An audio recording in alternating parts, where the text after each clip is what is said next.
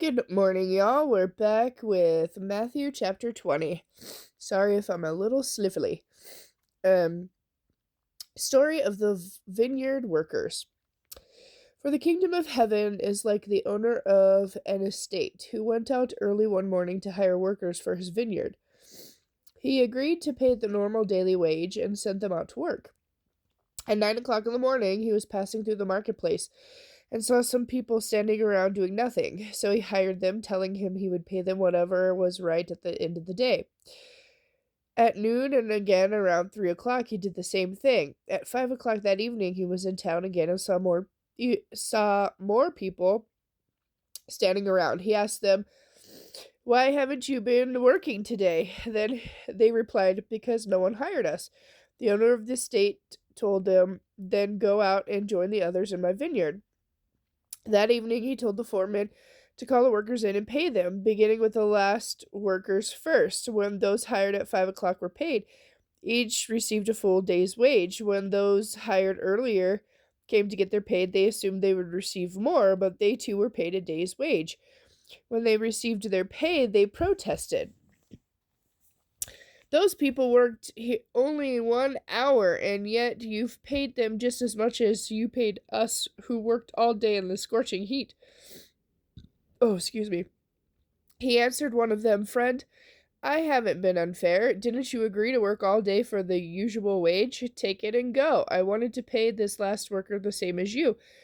Is it against the law for me to do what I want with my money? Should you be angry because I am kind?" And so it is that many who are first now will be last then, and those who are last now will be first then. Jesus again predicts his death. As Jesus was on the way to Jerusalem, he took the 12 disciples aside privately and told them what was going to happen to him. "When we get to Jerusalem," he said, "the Son of Man will be betrayed to the leading priests and the teachers of religious law.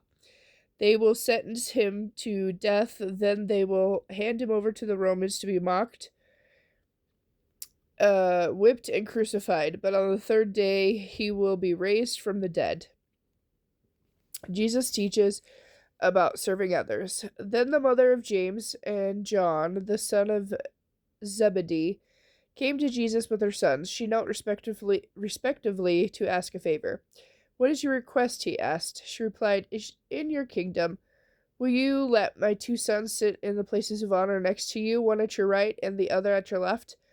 But Jesus told them, "You don't know what you are asking. Are you able to drink from the bitter cup of sorrow I am about to drink?" "Oh, yes," they replied, "we are able." "You will indeed drink from it," he told them, "but I have no right to say who will sit on the thrones next to mine. My Father has prepared those places for the ones he has chosen."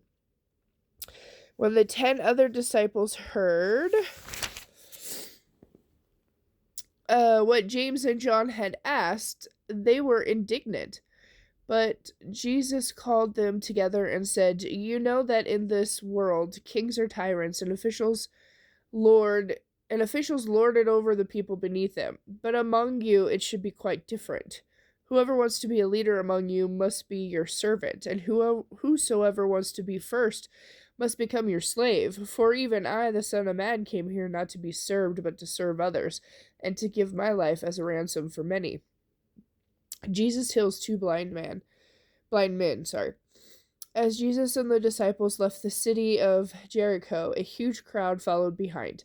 Two blind men were sitting beside the road. When they heard that Jesus was coming that way, they began shouting, "Lord, Son of David, have mercy on us."